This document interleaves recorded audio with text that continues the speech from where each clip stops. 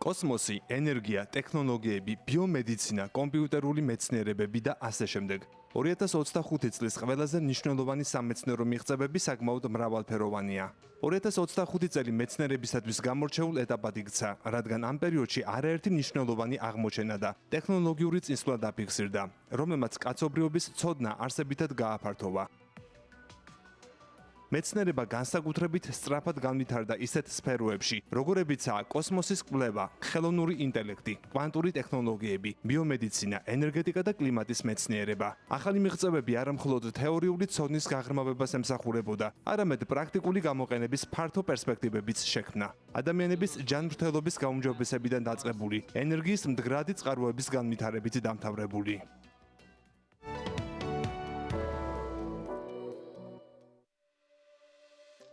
კოსმოსის კვლევაში გასული წელი მნიშვნელოვანი იყო ახალი მისიებითა და აღმოჩენებით. SpaceX და Punch, ამერიკის შეერთებული შტატების კოსმოსური სააგენტოს NASA-ს ორი ახალი მისიაა, რომელიც სიმბოლურ მნიშვნელობას აერთიანებს. SpaceX სამყაროს იკვლევს ინფრაწითელ მასშტაბში და დეტალურ მონაცემებს გვაწვდის გალაქტიკების თვისებებზე. ხოლო Punch უწყვეტ რეჟიმში თვალსადევნებს მზის კორონას და მნათობის ენერგეტიკული აქტივობის პროცესებს. კოსმოსში გაგზავნილმა ჯეიმს ვების ტელესკოპმა კი უნიკალური აღმოჩენები და ფოტომასალა შემოგთავაზა 2025 წლის განმავლობაში. მათ შორისაა დისტანციური გალაქტიკები და სხვა აქამდე უცნობი, თუ ნაკლებად შესავლილი უზარმაზარი კოსმოსური ობიექტები. ტელესკოპმა აღმოაჩინა MOM Z14 ყველაზე შორეული გალაქტიკა, რომელიც ჩვენთვის ცნობილ სამყაროში შეიქმნა დაახლოებით 13.5 მილიარდი წლის წინ. რაც სამყაროს წარმოქმნის დიდი აფეთქების თეორიის მიხედვით პირველი გალაქტიკების რიცხვში აქცევს მას. ეს აღმოჩენა აუმჯობესებს ჩვენს წარმოდგენას რეიონიზაციის ეპოქაზე და პირველ ზეგიგანტურ სტრუქტურებზე. ამავე ტელესკოპმა დააფიქსირა ყველაზე ძველი და დიდი სუპერნოვა GRB 250314A, რომელიც ჩვენთვის ხილული სამყაროს დაბადებიდან 730 მილიონი წლის შემდეგ მოხდა. ამით ვიგებთ, როგორ გარდაიცვალა ვარსკვლავების პირველი თაობები სამყაროს განვითარების ადრეულ ეტაპზე და როგორ დაიწყო განვითარების ახალი ხანა კოსმოსმა.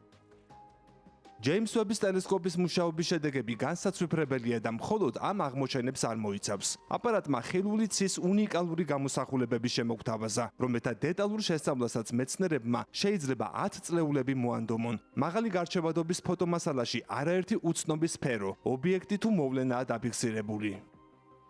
მთვარის ათვისების პროგრამა არტემისი რიგით მეორე მისიისთვის მზადებას აგრძელებდა, რომელიც 2026 წლისთვის დაიგეგმა. NASA-მ დაასრულა Space Launch System რაკეტისა და ხომალდ ორიონის აწყობა. ეს არის გადამწყვეტი ნაბიჯი 2026 წლის დასაწყისში დაგეგმილი მისიისთვის, რომელიც 50 წლის შემდეგ პირველად გაგზავნის ადამიანებს მთვარის ორბიტაზე. ასევე შედგა კერძო მისიები მთვარეზე. ორმა კერძო აპარატმა მიაღწია მთვარეს. Blue Ghost Mission 1 წარმატებით დაეშვა დედამიწის ბუნებრივ თანამგზავრზე, ხოლო IM-2 დაეშვა სამხრეთ პოლუსთან ახლოს, თუმცა დაждომისას აპარატი გადაბრუნდა. ეს ნაწილობრივი წარმატება იყო. SpaceX-მა 2025 წელს რეკორდული რაოდენობის გაშვებები განახორციელა. კომპანია აქტიურად მუშაობდა Starship-ის სრულყოფაზე, რათა მიაღწიოს მისიების რეგულარულ შესრულებას. Falcon 9 კი მორიგი რეკორდი მოხსნა მრავალჯერადი გამოყენების კუთხით. ზოგიერთმა ბუსტერმა 20-ზე მეტი ფრენა შეასრულა. ამავე კომპანიამ წარმატებით გამოსცადა რაკეტის გამშვების სისტემების დამჭერი მოწყობილობებიც.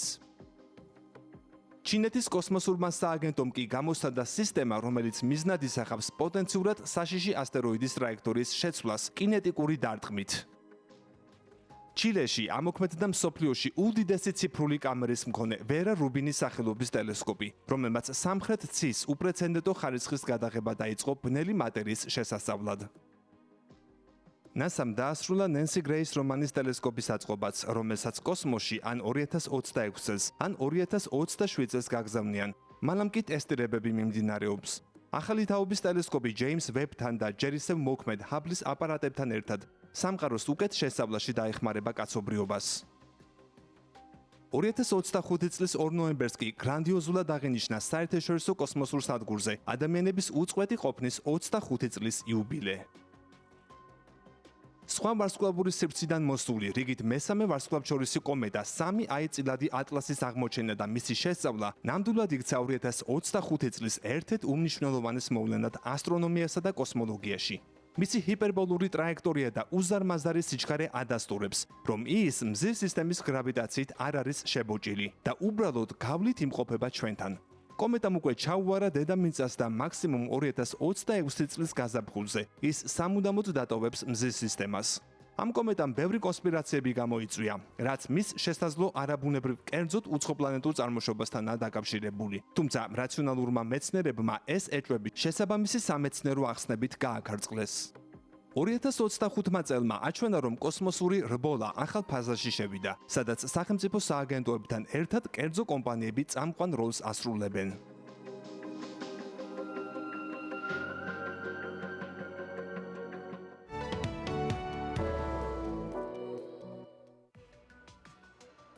რაც შეეხება ენერგიასა და ფუნდამენტურ ფიზიკას. კვანტური და სინთეზური ენერგია ერთ-ერთი წამყვანია ამ მიმართულების სამეცნიერო განვითარებაში. 2025-ში აღინიშნება მნიშვნელოვანი პროგრესი სინთეზურ ენერგიაში. გლობალურმა კერძო ინვესტიციებმა ბირთვულ სინთეზში $10 მილიარდ გადააჭარბა. წამყვან ქვეყნებს აქვთ გეგმა, რომ 2030-იანი წლებისთვის პირველი სინთეზური ელექტროსადგურები ქსელში ჩაერთოს. თუ ადრე კვანტური კომპიუტერები მხოლოდ ლაბორატორიულ სათამაშოებად ითვლებოდა, 2025 წელს მათ პრაქტიკული ამოცანების გადაჭრა დაიწყეს. მაგალითად, გამოჩნდა მსოფლიოში პირველი 10,000 კუბიტიანი პროცესორი. ეს არის 100-ჯერადი ნახტომი წინა წლებთან შედარებით, რაც საშუალებას იძლევა გადაიჭრას ისეთი რთული ამოცანები, რომლებსაც ჩვეულებრივი სუპერკომპიუტერი 10 წლეულებს მოანდომებდა. კვანტურმა გიგანტებმა დაიწყეს ჰიბრიდული პლატფორმების შექმნაც, სადაც კვანტური გამოთვლები ხელოვნურ ინტელექტს ეხმარება ახალი მედიკამენტებისა და მასალების აღმოჩენაში. 2025 წელი ასევე იყო მწვანე ტექნოლოგიების დომინირების წელი. მზისა და ქარის ენერგიის გამოყენებით გასული წლის მონაცემებმა გლობალურად პირველად გადაასწრეს ქვანახშირს, როგორც ელექტროენერგიის წარმოების მთავარ წყაროს. სინთეზური საწვავის წარმოებაში დიდი წინსვლა, ეგრეთ წოდებული მწვანე წყალბადი, რომელიც განახლებადი ენერგიით მიიღება, გახდა რეალური ალტერნატივა მძიმე მრეწველობასა და ავიაციისთვის. კომერციულ ბაზარზე გამოჩნდა ახალი თაობის პეროვსკიტული მზის ელემენტები, რომელთა მარგი ქმედების კოეფიციენტი ბევრად აღემატება ტრადიციულ სილიკონის პანელებს.